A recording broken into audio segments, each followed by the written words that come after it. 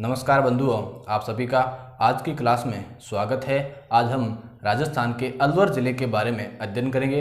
अलवर ज़िला एक ऐसा ज़िला जिसे राजस्थान का स्कॉटलैंड कहते हैं, राजस्थान का सिंह द्वार कहते हैं और पूर्वी राजस्थान का कश्मीर भी कहते हैं। किसे कहते हैं अपन? अलवर को। तो अलवर को अपन कहते हैं राजस्थान का स्कॉटलैंड। क्या कहते हैं? राजस्थान का स्कॉटलैंड। स्कॉटलैंड इसलिए कहते हैं क्योंकि स्कॉटलैंड विश्व का वह क्षेत्र है जहां पर शराब का सर्वाधिक उत्पादन होता है और राजस्थान में भी शराब का सर्वाधिक उत्पादन कहां पर होता है? अलवर में। इसलिए अपन इसे राजस्थान का स्कॉटलैंड कहते हैं। दूसरी बात, इसे राजस्थान का सिंह द्वार, राजस्थान का सिंह द्वार भी किसे कहते हैं? अलवर को कहते हैं। और अलवर का तीसरा उपनाम है पूर्वी राजस्थान का कश्मीर। पूर्वी राजस्थान का कश्मीर भी किसे कहते हैं अपन? अलवर को कहते हैं। तो मित्रों, ये तो होगी अलवर की उपनाम, स्कॉटलैंड, राजस्थान का सिंह द्वार और पूर्वी राजस्थान का कश्मीर। अगर हम महाभारत काल की बात करें तो यह भाग, यह क्षेत्र मत्स्य जनपद के अंतर्गत आता था। किसके अंतर्गत आता था? मत्स्य जनपद। और मत्स्य जनपद की राजधानी बैराठ हुआ करती। मत्स्य जनपद की राजधानी क्या हुआ करती थी? बैराठ, जिसे वर्तमान में अपन क्या कहते हैं? विराटनगर। बैराठ को वर्तमान में क्या कहते हैं? विराटनगर। और यह क्षेत्र वर्तमान में कहाँ पर आया हुआ है? जयपुर के अंदर। कहाँ पर आया हुआ है? जयपुर में। मत्स्य जनपद की राजधानी कौन हुआ करती थी? बैराठ, जिसे विराटनगर वर्तमान में कहते हैं। और यह क्षेत्र जयपुर के अंदर आया हुआ है। फिर मित्रों, अगर बात करें अलवर के परिवहन कोड की, तो अलवर का परिवहन कोड है RJ2।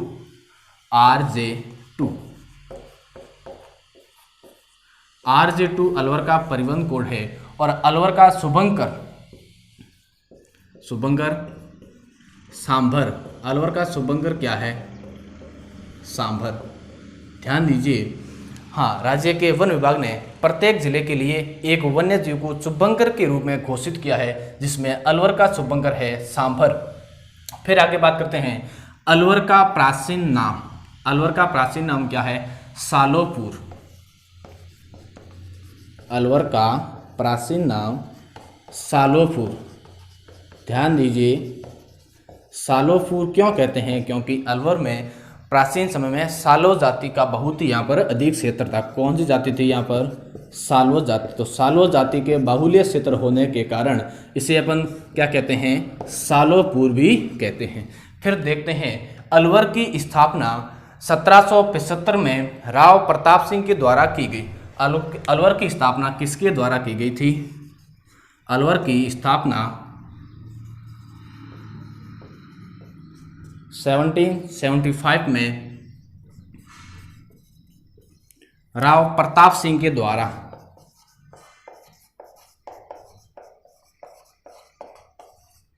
राव प्रताप सिंह द्वारा अलवर की स्थापना की गई थी।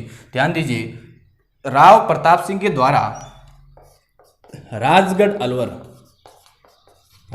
को सर्वप्रथम अपनी राजधानी बनाया। राव प्रताप सिंह ने सर्वप्रथम अपनी राजधानी किसको बनाया?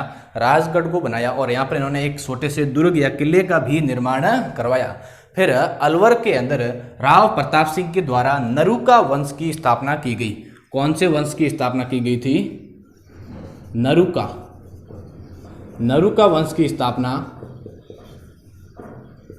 किसके द्वारा की गई थी?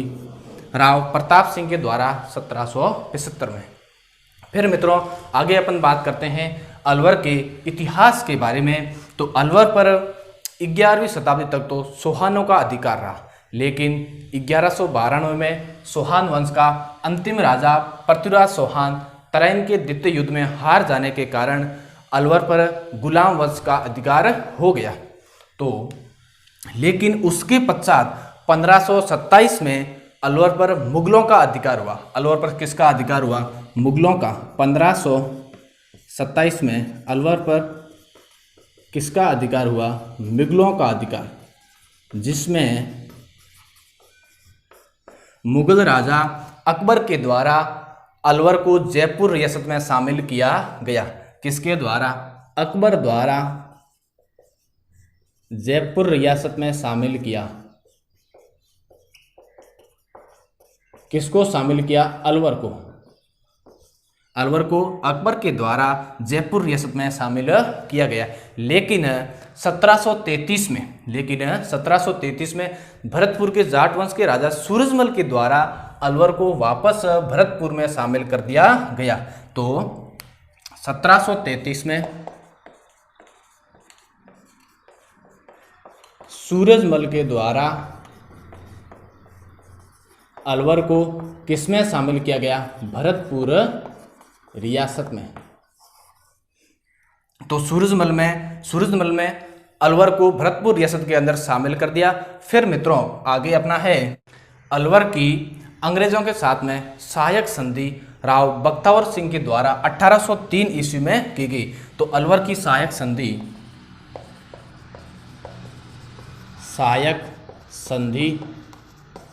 कब की गई थी? 1803 में।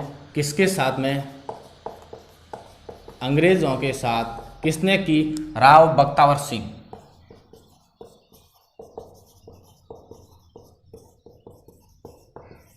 राव बख्तावर सिंह के द्वारा 1803 में अंग्रेजों के साथ में सहायक संधि की गई। फिर मित्रों राव बख्तावर सिंह के दो पुत्र थे, विनय सिंह और बलवंत सिंह। कहते हैं कि विनय सिंह और बलवंत सिंह ने संयुक्त रूप से शासन किया था। विनय सिंह और दूसरा पुत्र था बलवंत सिंह। इन दोनों ने संयुक्त रूप से अलवर में शासन किया। लेकिन 1857 की क्रांति के समय अलवर का महाराजा कौन था? विनय सिंह। 1857 की क्रांति के समय अलवर का राजा कौन था? विनय सिंह था। फिर मित्रों अलवर के राजा जयसिंह द्वारा नरेंद्र मंडल सदस्य के रूप में गोलमेज सम्मेलन में भाग लिया गया था। गोलमेज सम्मेलन क्या था? अंग्रेजी सरकार द्वारा भारत में संवैधानिक सुधारों पर चर्चा करने के लिए 1930 से 1932 के समय के बीच में 3 गोलमेज सम्मेलन का आयोजन किया गया था, जिसके अंदर महात्मा गांधी ने दूसरे गोलमेज सम्मेलन में भाग लिया। तो जिसके अंदर अलवर से नरेंद्र मंडल सदस्य के रूप में जयसिंह के द्वारा इसमें भाग लिया गया था। लेकिन तिजारा अलवर में कुछ दंगों के कारण महाराजा जयसिंह को पेरिस भेज दिया गया। महाराजा जयसिंह को तिजारा अलवर में 1933 में तिजारा अलवर में कुछ दंगों के कारण जयसिंह को क्या किया गया? जयसिंह को कहाँ भेज दिया गया मित्रों? पेरिस भेज दिया गया। और 1937 में पेरिस में जयसिंह की क्या हो जाती है? मृत्यु हो जाती है। 1933 में तिजारा गई और 1937 में पेरिस में ही इनकी मृत्यु हो जाती है। अलवर के अंतिम राजा के रूप में जाना जाता है तेज सिंह को। अलवर के अंतिम राजा के रूप में किसको जाना जाता है? अंतिम राजा तेज सिंह, जिन पर महात्मा गांधी की हत्या का भी आरोप लगाया गया था। कहते हैं कि तेज सिंह जब महात्मा गांधी की हत्या की साजिश की गई थी तो उस साजिश में तेज सिंह शामिल थे। तो ये थे अलवर के अंतिम राजा। फिर मित्रों अलवर के अंतर्गत मत्स्य संघ का गठन किया गया था। मत्स्य संघ 4 रियासतों को मिलाकर अलवर, भरतपुर, धौलपुर और करौली, इन 4 रियासतों को 18 मार्च 1948 को मिलाकर मत्स्य संघ का गठन किया गया। किसका संघ किया गया था? मत्स्य संघ का। मत्स्य संघ का गठन कब किया गया था? 18 मार्च 1948 को। कौन कौन सी रियासतों को मिलाकर? अलवर, भरतपुर, धौलपुर और करौली, इन 4 रियासतों को मिलाकर मत्स्य संघ का गठन किया गया। और इसका गठन 18 मार्च 1948 किया गया। और मत्स्य संघ की राजधानी किसको बनाया गया? मत्स्य संघ की राजधानी अलवर को बनाया गया। राजधानी किसको बनाया गया था? अलवर को बनाया गया था। फिर मित्रों अपन बात करते हैं अलवर की स्थिति के बारे में कि राजस्थान में अलवर जिला कहाँ पर आया हुआ है। आप देख सकते हैं मैप के अंदर राजस्थान में अलवर हरियाणा की सीमावर्ती जिला है। ध्यान दीजिए, जैसे माना कि ये अपना अलवर जिला है। कौन सा जिला है? अलवर जिला। अलवर के पूर्व में कौन सा जिला आया हुआ है? भरतपुर। अलवर के पूर्व में भरतपुर और अलवर के दक्षिण में दौसा जिला, पश्चिम में जयपुर। लेकिन अलवर के उत्तर में एक राज्य आया हुआ है, वो है हरियाणा। हरियाणा की सीमा अलवर के उत्तर में लगती है। वैसे तो हरियाणा की राजस्थान के साथ में कुल सीमा 1262 किलोमीटर लगती है। हरियाणा के 7 जिले राजस्थान के 7 जिले की सीमाओं को टच करते हैं। तो हरियाणा जो अलवर है वो हरियाणा का सीमावर्ती जिला है। फिर मित्रों ये तो होगी इसकी स्थिति के बारे में बात। आगे अपन बात करते हैं अलवर में एक हत्याकांड हुआ था, जिसे अपन कहते हैं नीमूसाणा हत्याकांड। जिसे अपन क्या कहते हैं? नीमूसाणा हत्याकांड। यह हत्याकांड क्यों हुआ था? क्योंकि 1924 में राजा जयसिंह के द्वारा लगान की दरों में वृद्धि करने के कारण किसानों द्वारा इसका विरोध किया गया और 14 मई 1925 को किसानों पर अचानक की गई गोलीबारी में सैकड़ों किसान मारे गए, जिसे महात्मा गांधी के द्वारा इसे दूसरा जलियांवाला बाग हत्याकांड कहा गया, या इसे दोहरी डायरशाही भी कहा गया, या इसे राजस्थान का जलियांवाला बाग हत्याकांड भी कहा गया। तो यह कब घटित हुआ? 14 मई 1925 को। कहाँ पर? नीमूसाणा, जिसे नीमूसाणा का हत्याकांड भी कहते हैं। इससे महात्मा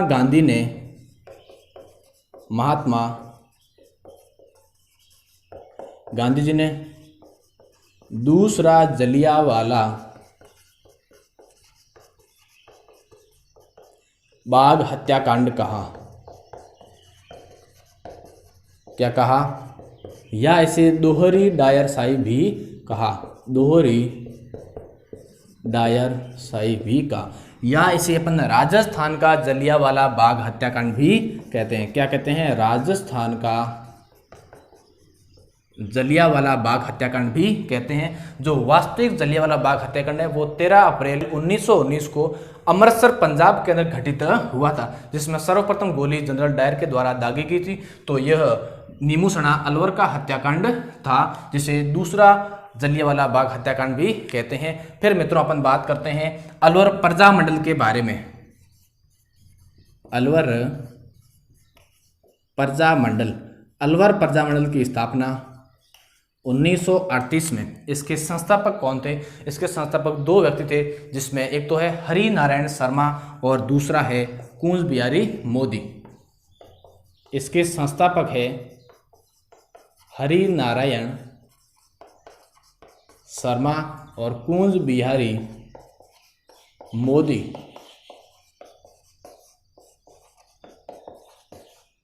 यह हरि नारायण शर्मा और कूंज बिहारी मोदी अलवर के प्रजामंडल के संस्थापक माने जाते हैं। फिर मित्रों अपन बात करते हैं अलवर के बाला किला के बारे में। किसके बारे में? बाला किला, जिसे अपन क्या कहते हैं? अलवर का किला भी कहते हैं, जिसे अलवर का किला भी कहते हैं। इस किले का निर्माण, बाला किले का निर्माण कोकिल देव के पुत्र अलगू राय ने करवाया था। किसने करवाया? कोकिल देव के पुत्र अलगू राय ने। अलगू राय इस दुर्ग का निर्माता था, लेकिन इस दुर्ग का 1550 में हसन खां मेवाती के द्वारा इसका पुनः निर्माण करवाया गया। इसका पुनः निर्माण हसन खां मेवाती के द्वारा कब करवाया गया?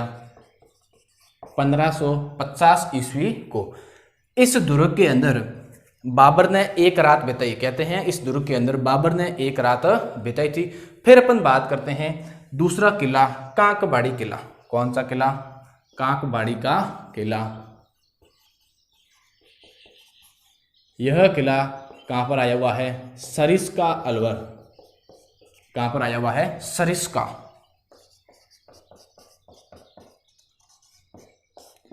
सरिस्का अलवर में यह किला आया हुआ है। इस किले का निर्माण राजा जयसिंह के द्वारा करवाया गया था। यह किला अकाल राहत कार्यों के तहत इसका निर्माण जयसिंह के द्वारा करवाया गया। निर्माण किसके द्वारा करवाया गया? जयसिंह के द्वारा। कब करवाया गया था? अकाल राहत कार्यों के तहत। कहते हैं इस दुर्ग में उत्तराधिकारी युद्ध को लेकर औरंगजेब ने अपने बड़े भाई दारा शिकोह को इस दुर्ग में कैद किया था। फिर मित्रों अपन बात करते हैं नीमराणा के किले के बारे में। नीमराणा किला कहाँ पर आया हुआ है? नीमराणा अलवर, जिसे पंचमहल भी कहते हैं। नीमराणा का किला कहाँ पर आया हुआ है? अलवर में, जिसे अपन क्या कहते हैं? पंचमहल। पंचमहल कहते हैं। दूसरा एक और दो और किले हैं। अजबगढ़ का किला, अजबगढ़ अलवर, और दूसरा अपना किला है भानगढ़। भानगढ़ का किला भी कहाँ पर आया हुआ है? अलवर के अंतर्गत आया हुआ है। फिर अपन एक मंदिर के बारे में बात करते हैं, नीलकंठ महादेव मंदिर। कौन से मंदिर? नीलकंठ महादेव मंदिर। कहाँ पर आए हुए हैं? नीलकंठ अलवर में। नीलकंठ अलवर और नीलकंठ महादेव मंदिर को बड़ गुर्जरों की राजधानी, इनको बड़ गुर्जरों की राजधानी भी माना जाता है। फिर मित्रों बात करते हैं नौ सौकिया मंदिर। कौन से मंदिर की बात करते हैं? नौ सौकिया मंदिर। कहाँ पर आया हुआ है? अलवर में। नौ सौकिया मंदिर। इस मंदिर के अंदर जैन समाज के 19 तीर्थंकर मल्लीनाथ की मूर्ति स्थापित है। इसमें किसकी मूर्ति स्थापित है? मल्लीनाथ की मूर्ति स्थापित है। फिर मित्रों अपन बात करते हैं भरतहरि की तपोस्थली। कहाँ पर है? सरिस्का अलवर में। भरतहरि की तपोस्थली। भरतहरि की तपोस्थली कहाँ पर है? सरिस्का अलवर। भरतहरि उज्जैन के राजा थे।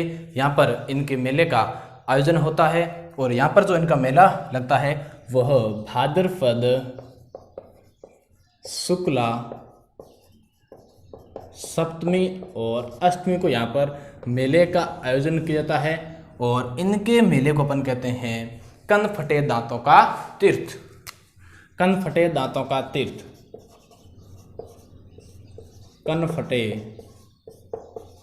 दांतों का तीर्थ किसके मेले को कहते हैं? भरतहरि के मेले को, जहाँ पर भाद्रपद शुक्ला सप्तमी अष्टमी को यहाँ पर इसके मेले का आयोजन किया जाता है। फिर मित्रों बात करते हैं पांडुपोल। किसकी बात करते हैं? पांडुपोल।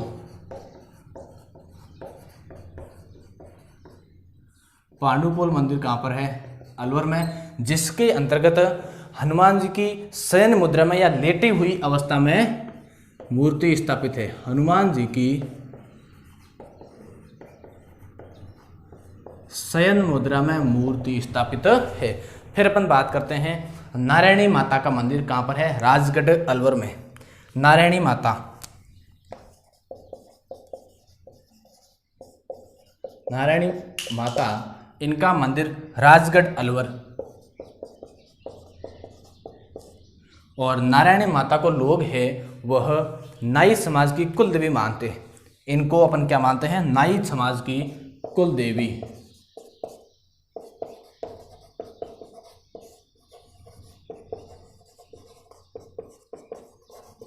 नाई समाज की कुल देवी।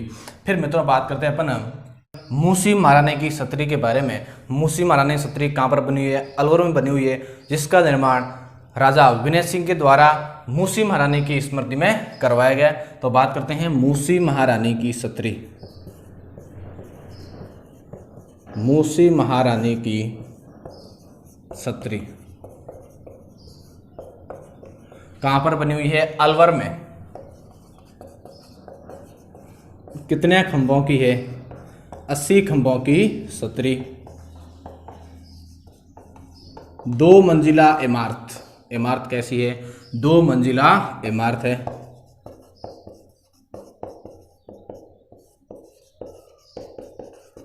फिर आगे बात करते हैं कि इस छतरी का निर्माण किसने करवाया। इस छतरी का निर्माण विनय सिंह के द्वारा राजा बख्तावर सिंह और उनकी महारानी मूसी की स्मृति में। तो इसका निर्माण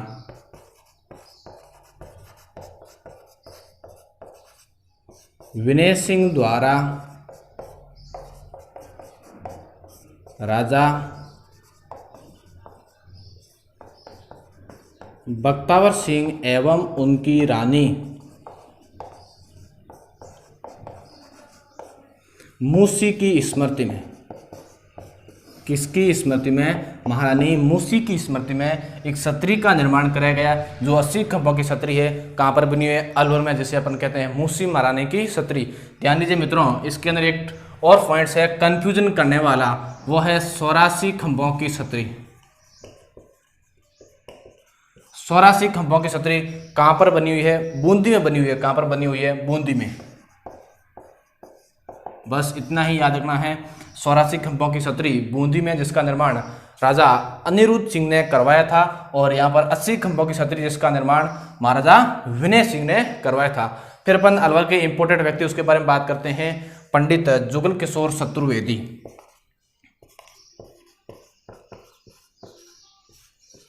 पंडित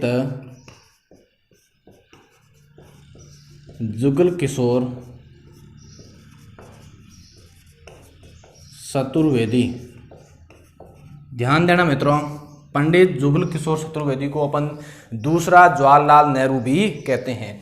पंडित जुगल किशोर चतुर्वेदी को अपन क्या कहते हैं? दूसरा जवाहरलाल नेहरू भी कहते हैं। किसे कहते हैं? जुगल किशोर चतुर्वेदी को। ध्यान दीजिए मित्रों कि अलवर के अंदर जो मत्स्य संघ का गठन किया गया था, मत्स्य संघ का गठन 18 मार्च 1948 को 4 रियासतों को मिलाकर, अलवर, धौलपुर, भरतपुर और करौली, इन 4 रियासतों को मिलाकर जो मत्स्य संघ का गठन किया गया था, उस मत्स्य संघ के गठन के अंतर्गत इनको उप प्रधानमंत्री का दर्जा दिया गया। तो पंडित जुगल किशोर चतुर्वेदी को मत्स्य, किसका? मत्स्य संघ का उप प्रधानमंत्री बनाया गया, या ये उप प्रधानमंत्री रहे। तो मत्स्य संघ के प्रधानमंत्री कौन थे? शोभाराम कुमावत। मत्स्य संघ के प्रधानमंत्री थे शोभाराम कुमावत। मित्रों, मत्स्य संघ का गठन कब किया गया था? 18 मार्च 1948 को। 1948 को कौन कौन सी रियासतों को मिलाकर? अलवर, भरतपुर, धौलपुर और करौली। फिर 2-3 फैक्ट्स है अलवर के अंदर, उसकी बात करते हैं अपन। आलम शाह का मकबरा, अलाउद्दीन आलम शाह का मकबरा कहाँ पर बना हुआ है? अलवर में बना हुआ है। अलाउद्दीन आलम शाह का मकबरा, अलाउद्दीन आलम शाह का मकबरा कहाँ पर बना हुआ है? तिजारा, अलवर में। तिजारा, अलवर में। फिर जिलड़ी माता का मंदिर, किसका मंदिर? जिलड़ी माता का कहाँ पर बना हुआ है? अलवर में। निर्भयदास बाबा की समाधि, निर्भयदास बाबा की समाधि वो भी कहाँ पर है? अलवर में।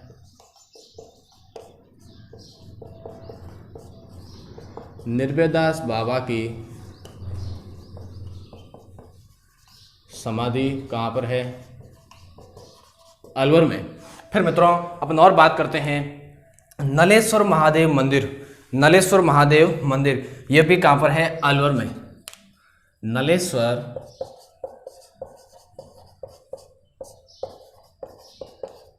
महादेव मंदिर कहाँ पर है? अलवर में। ध्यान दीजिए, हाँ, एक राजस्थान के इतिहासकार कर्नल जेम्स टोड, जिन्हें अपन क्या कहते हैं? घोड़े वाला बाबा। कर्नल जेम्स टोड को अपन क्या कहते हैं? घोड़े वाला बाबा। घोड़े वाला बाबा किसे कहते हैं? कर्नल जेम्स टॉड को।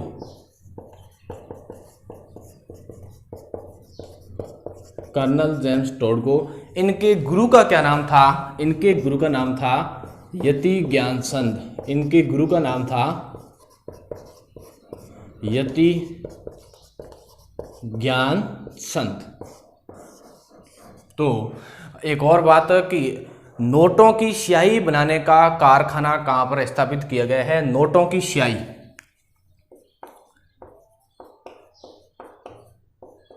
नोटों की स्याही बनाने का जो कारखाना है वो राजस्थान में कहां पर है? भिवाड़ी अलवर। कहां पर है? भिवाड़ी अलवर। भिवाड़ी अलवर में नोटों की स्याही बनाने का कारखाना स्थापित किया गया है। और आगे अपन बात करते हैं विजय मंदिर पैलेस, जिसका निर्माण विनय सिंह के द्वारा करवाया गया। विजय मंदिर पैलेस निर्माण किसके द्वारा? विनय सिंह के द्वारा करवाया गया था और यह वर्तमान में अलवर राज परिवार का निवास स्थान है। विनय सिंह के द्वारा, और यह वर्तमान में अलवर राज परिवार का निवास स्थान है। फिर अपन बात करते हैं सिलीसेट महल और झील के बारे में। सिलीसेट महल का निर्माण विनय सिंह के द्वारा ही करवाया गया था और इसका निर्माण 1844 में अपनी पत्नी शिला की स्मृति में, 1844 में अपनी रानी शिला की स्मृति में किसने करवाया? महाराजा विनय सिंह ने। और यह कहाँ पर बनी हुई है? अलवर में। लेकिन एक सिलीसेट झील भी है। सिलीसेट क्या है? झील। वो कहाँ है? अलवर में। और इस झील को अपन क्या कहते हैं? राजस्थान का नंदन कानन। सिलीसेट झील को क्या कहते हैं मित्रों? राजस्थान का नंदन कानन।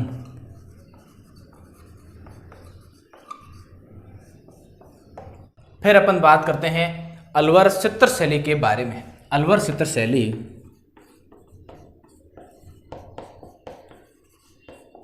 जो काफ़ी समय तक प्रसिद्ध रही। अलवर की जो चित्र शैली है वह 1775 से राव प्रताप सिंह के काल से ही लेकर जयसिंह के काल तक काफ़ी समय तक लंबी रही। इस चित्र शैली का जो स्वर्ण काल माना जाता है वो माना जाता है विनय सिंह को।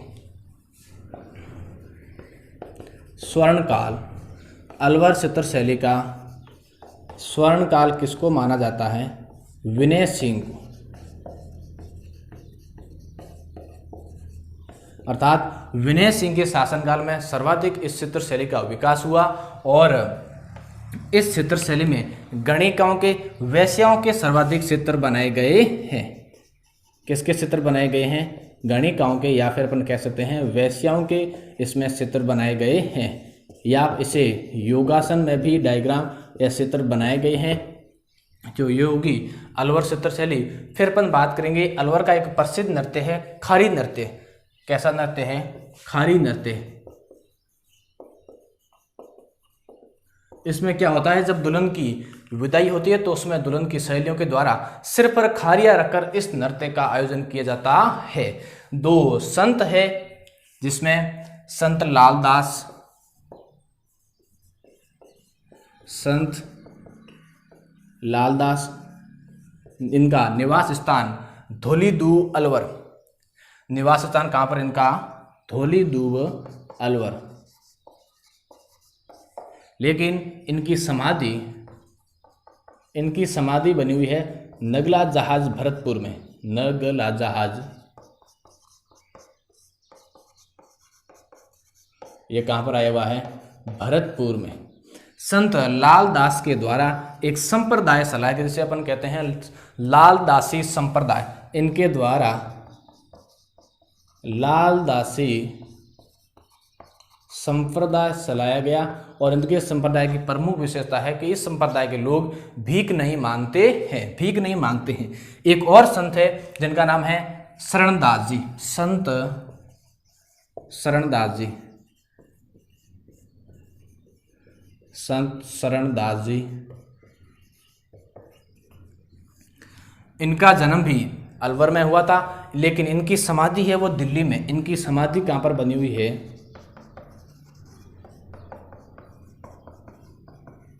दिल्ली में। संत शरणदास जी के द्वारा भी एक संप्रदाय चलाया गया, जिसे अपन कहते हैं शरणदासी संप्रदाय। इनके द्वारा चलाए गए संप्रदाय को क्या कहते हैं? शरणदासी संप्रदाय। इस संप्रदाय के अंदर 42 नियमों का पालन किया जाता है और कहते हैं शरणदास जी की दयाबाई एवं सहजोबाई इनकी शिष्या थी। दयाबाई और सहजोबाई इनकी क्या थी? शिष्या थी। संत शरणदास जी के द्वारा नादिर शाह के आक्रमण की भी भविष्यवाणी की गई थी। फिर अपन आगे बात करते हैं। अलवर जो जिला है वो एनसीआर में भी शामिल किया गया है। किस में शामिल किया गया है? एनसीआर। एनसीआर क्या होता है? नेशनल कैपिटल रीजन, राष्ट्रीय राजधानी क्षेत्र। अर्थात राजस्थान से 2 जिलों का इसमें चयन किया गया, जिसमें प्रथम जिला अपना अलवर है और दूसरा जिला है भरतपुर। तो राजस्थान से 2 जिलों को राष्ट्रीय राजधानी क्षेत्र में शामिल किया गया है, अलवर और भरतपुर को। फिर मित्रों, राजस्थान में सर्वप्रथम प्याज मंडी कहाँ पर स्थापित की गई? अलवर में। राजस्थान में पहली प्याज मंडी, प्रथम प्याज मंडी कहाँ पर स्थापित की गई थी? अलवर के अंदर स्थापित की गई थी। फिर अपन कुछ फैक्ट है, उस फैक्ट के बारे में बात करते हैं। जैसे कि राजस्थान में सर्वाधिक शराब का उत्पादन कहाँ पर होता है? अलवर में। राजस्थान में सर्वाधिक तंबाकू का उत्पादन कहाँ पर होता है? अलवर में। और राजस्थान में सर्वाधिक बागड़ी भेड़ें की नस्लें भी कहाँ पर पाई जाती है? अलवर में। तो सर्वाधिक की बात करते हैं। सर्वाधिक राजस्थान में सर्वाधिक शराब का उत्पादन,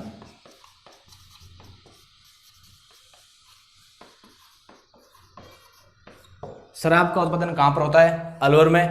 राजस्थान में सर्वाधिक तंबाकू का उत्पादन, तंबाकू का उत्पादन भी कहाँ पर होता है? अलवर में। और सर्वाधिक बागड़ी भेड़ों की नस्लें,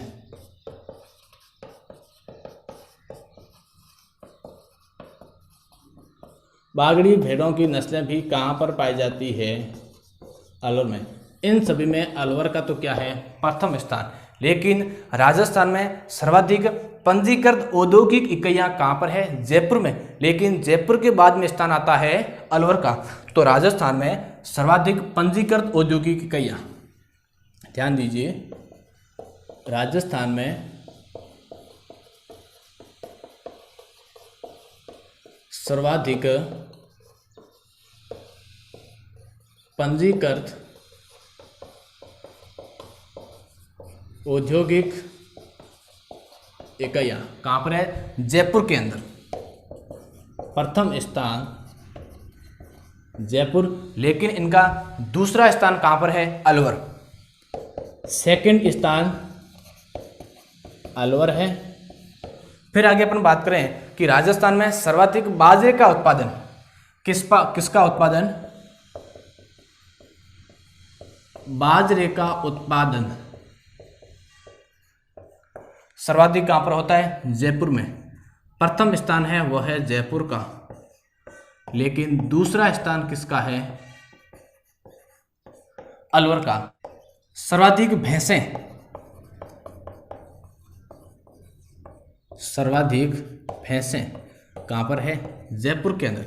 फर्स्ट स्थान जयपुर का, लेकिन सेकंड स्थान है अपना अलवर। तो मित्रों, ये तो कुछ हो गए फैक्ट, जिसमें बाजरे का उत्पादन सर्वाधिक जयपुर, दूसरा स्थान अलवर। सर्वाधिक भैंसें, फर्स्ट स्थान जयपुर, दूसरा स्थान अलवर। और राजस्थान में सर्वाधिक पंजीकृत औद्योगिक इकाइयाँ कहाँ पर है? जयपुर में, लेकिन दूसरा स्थान अलवर का आता है। और ये हो गए सर्वाधिक की राजस्थान में। शराब का उत्पादन सर्वाधिक होता है अलवर में।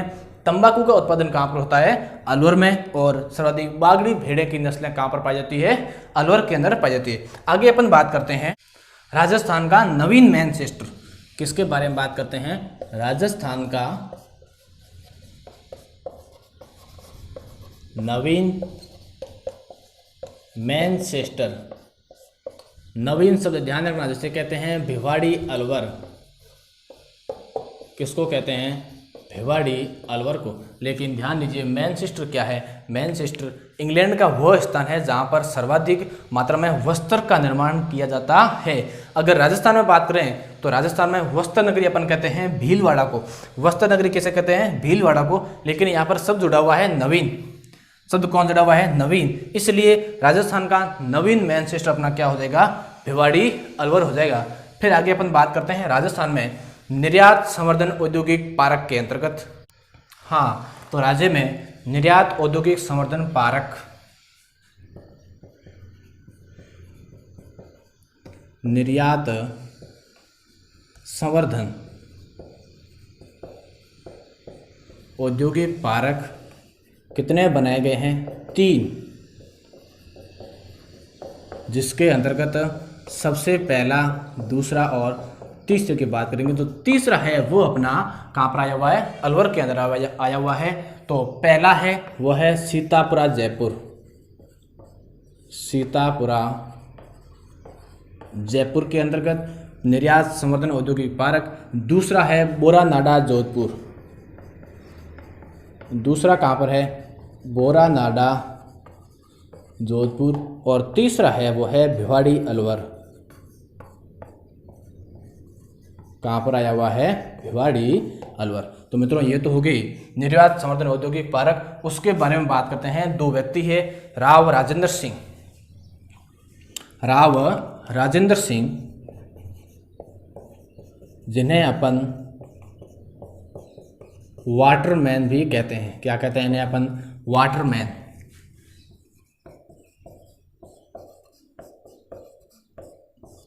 या इन्हें अपन जोहड़े वाला बाबा भी कहते हैं। क्या कहते हैं? जोहड़े वाला बाबा। किन्हें कहते हैं? राव राजेंद्र सिंह को। और राव राजेंद्र सिंह को जल संरक्षण के कारण इनको रमन मैगसेसे पुरस्कार भी मिला हुआ है। तो इनको जल संरक्षण के कारण, जल संरक्षण के कारण कौन सा पुरस्कार मिला इनको? रमन मैगसेसे पुरस्कार। ध्यान दीजिए, जो हमारा रमन मैगसेसे पुरस्कार है इसे एशिया का नोबेल पुरस्कार भी कहते हैं। रमन मैगसेसे पुरस्कार को क्या कहते हैं? एशिया का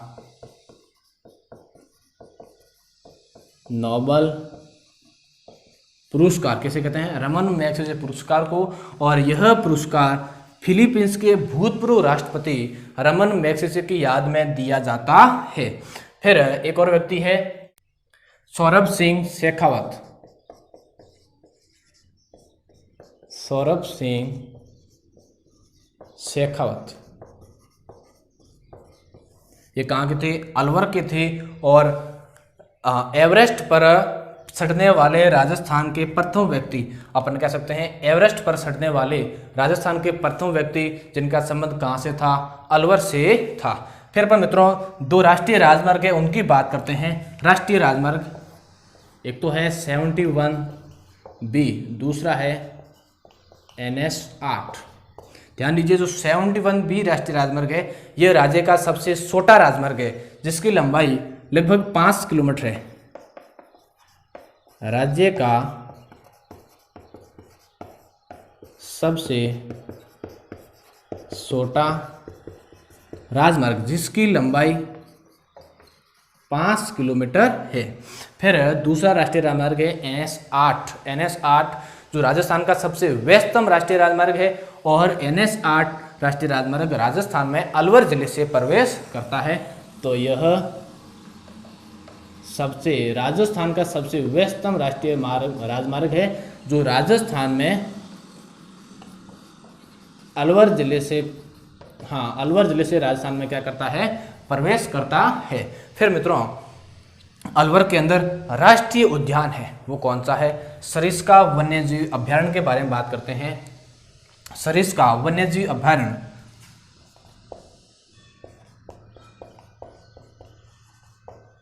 सरिस्का वन्यजीव अभ्यारण्य। सरिस्का वन्यजीव अभ्यारण्य जो अलवर के अंदर आया हुआ है, जिसका लगभग क्षेत्रफल की बात करें तो इसका 867 वर्ग किलोमीटर इसका क्षेत्रफल है। इसकी स्थापना 1955 को की गई। कब की गई थी? 1955 को इसे वन्य जीव का दर्जा दिया गया था, लेकिन 1978 को इसे टाइगर प्रोजेक्ट में शामिल किया गया। तो इसको टाइगर प्रोजेक्ट में कब शामिल किया गया? 1978 के अंदर। फिर अलवर की सबसे महत्वपूर्ण नदी है वो है साबी नदी। अलवर की सबसे महत्वपूर्ण नदी साबी नदी। कौन सी नदी है? साबी नदी। तो मित्रों, आज अपन ने अलवर ज़िले के बारे में अध्ययन किया, इसका क्या इतिहास था थोड़ा बहुत, फिर अपन ने इसकी कला संस्कृति और भौगोलिक विशेषताओं के बारे में जानने का प्रयास किया। हाँ, आई होप, मैं आशा करता हूँ कि आपको ये समझ में आया होगा। Thanks, all the best. आगे मिलते हैं अपन एक और नए वीडियो के साथ में।